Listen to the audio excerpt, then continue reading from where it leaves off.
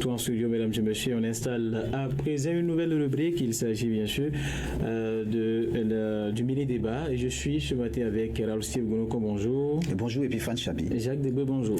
Bonjour. Voilà, nous allons parler de cette information. Le Bénin donc qui a décidé de lever l'embargo sur le pétrole nigérien lors d'une conférence de presse conjointement animée le mercredi 15 mai 2024 par le ministre béninois des Mines, Samou Seydou Adambi, et une délégation chinoise arrivée à Cotonou, Pékin, dont l'investissement a permis donc de construire le pipeline du pétrole, a souhaité que le projet soit plutôt un symbole de l'unité entre le Bénin et le Niger, et que de discorde et suite donc à la médiation chinoise, le Bénin a accepté de lever temporairement l'embargo sur le pétrole nigérien. Alors Jacques Debé, quelle appréciation faites-vous de cette décision du Bénin?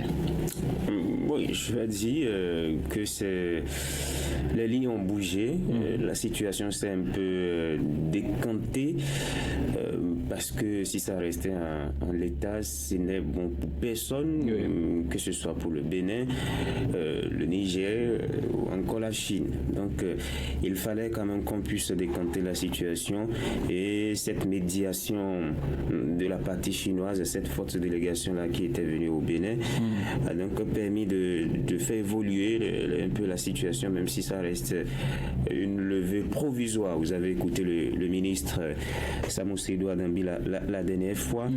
Maintenant, le gros débat, c'est de savoir si le Bénin n'a pas échoué, si le président Patrice Talon n'est pas allé trop vite en besoin. Moi, j'ai donné mon avis sur le sujet la dernière fois, pour reconnaître que quelque part le chef de l'État a quand même raison, parce que lorsque vous tendez la main à plusieurs reprises à quelqu'un, lorsque vous envoyez des émissaires, lorsque vous tentez de négocier par quelque moyen que ce soit, et que votre vis-à-vis n'est pas ouvert, à une certaine période, vous êtes obligé de vous rétracter. Et c'est ce qui s'est passé. Nous sommes des humains. On peut comprendre là cette position du chef de l'État. Ça a quand même permis d'avoir un petit résultat, parce que les deux parties vont devoir échanger, c'est-à-dire le comité qui va réunir les deux États, qui réunit les deux États d'ailleurs, entre le Bénin et le Niger. Il y a une rencontre qui est annoncée, alors que il y a quelques jours, ce n'était pas possible. Donc, quelque part, quoi qu'on dise, moi je vois quand même une note positive dans cette décision du Bénin, parce que on a eu la garantie. D'ailleurs, les autorités chinoises vont se rendre ce vendredi à Niamey pour rencontrer les autorités de la junte. Donc, je crois qu'il y aura un dialogue qui va se mener. Il y aura un cadre permanent d'échange pour permettre à ce qu'on anticipe sur de telles crises, parce que je l'ai dit, c'est un grand projet. Ça va permettre le développement et du Bénin et du Niger.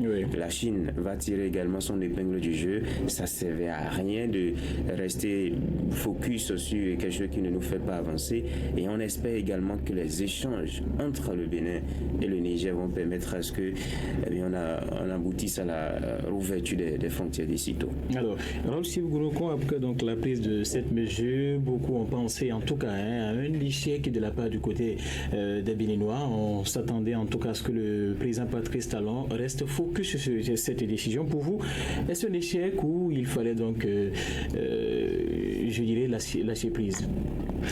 Non, il fallait lâcher prise. Vous savez, c'est peut-être stratégique. Le Bénin a créé cet incident qui a permis aujourd'hui qu'on aille à une médiation. Et peut-être qu'il fallait, c'est peut-être le passage pour qu'on aille là. Sinon, inexorablement, on allait vers un pourrissement de la situation. Pour moi, ce n'est pas une capitulation, mais ce n'est pas du défaitisme. Et comme certains peuvent le croire, non. Patrice Talon a été même très patient, on l'avait déjà dit ici. Et donc, à un certain moment, il fallait qu'il montre aussi attention que lui aussi, il pouvait durcir sa position. Et c'est ce qu'il a fait. Et sinon, tout le temps, il a été flexible. Et à tout point de vue, et il y a des négociations qui se font en sourdine et tout. Vous avez vu comment le ministre des Affaires étrangères étrangère se bat aussi dans le silence par rapport à cela. Et donc le Bénin a montré toute sa bonne foi. Et jusque-là, vous avez compris la position de la junte au pouvoir et qui n'a jamais voulu accepter cette main tendue du Bénin. Et donc à un certain moment, il fallait que le Bénin adopte une telle position pour qu'on en arrive à une médiation. Peut-être que ça a payé. La preuve en est que ce vendredi, la médiation va se rendre à Niamey pour discuter avec la junte au pouvoir. Parce que Jacques l'a dit tout à l'heure, c'est une affaire de gros sous, hein, comme on le dit. L'oléoduc dont on parle, enfin le pipeline, c'est beaucoup d'argent. Et donc c'est d'abord profitable pour les populations. Et ce qu'on est en train de dire, c'est les populations qui vont en pâtir. Et vous voyez, nous sommes des pays du Sud. Le Niger, c'est un pays du Sud, le Bénin, c'est un pays du Sud, et on doit travailler à renforcer la coopération Sud-Sud. On l'a toujours dit, c'est d'abord cette coopération qu'on va même renforcer avant d'aller vers les grandes puissances. Donc, moi je pense que on n'a pas intérêt à continuer à durcir les positions de part et d'autre, et pour qu'on en arrive à un pourrissement de la situation. Mais donc, vous savez, le chef de l'État a été très patient, hein, et quand vous le suivez, il a laissé faire pendant un bon moment.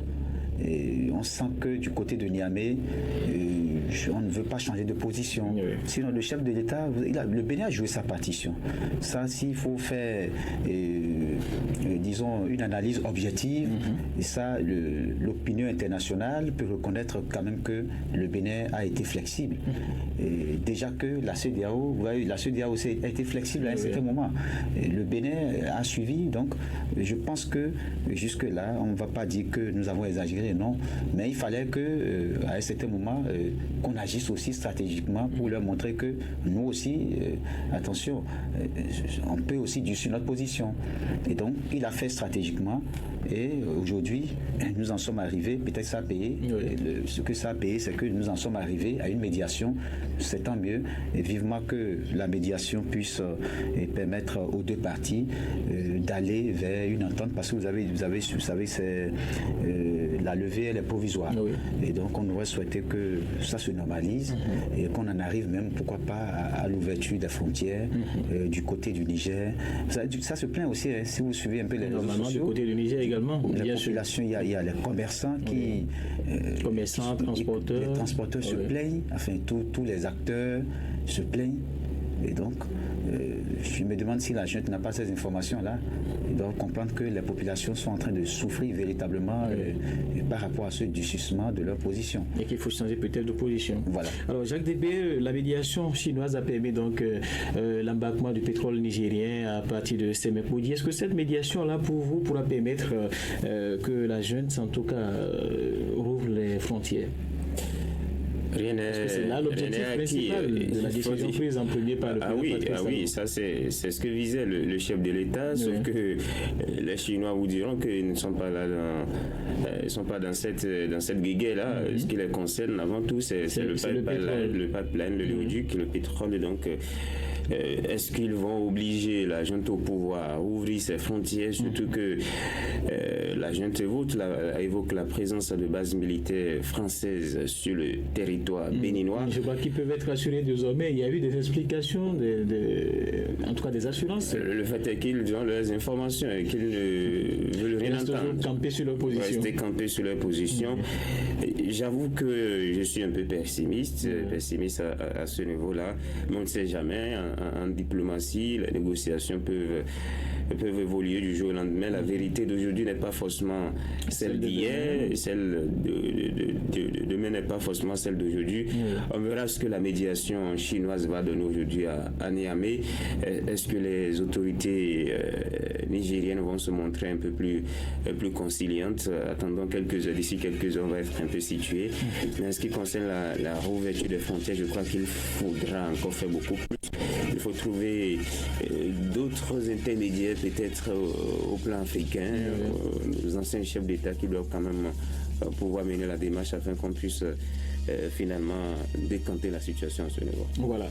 Merci à vous, Jacques Debera Steve Gounokon. Merci d'être passé donc opiné sur ce sujet ce matin. Mesdames et messieurs, dans la suite du grand direct de l'information, on va rester collé donc à cette actualité avec l'entretien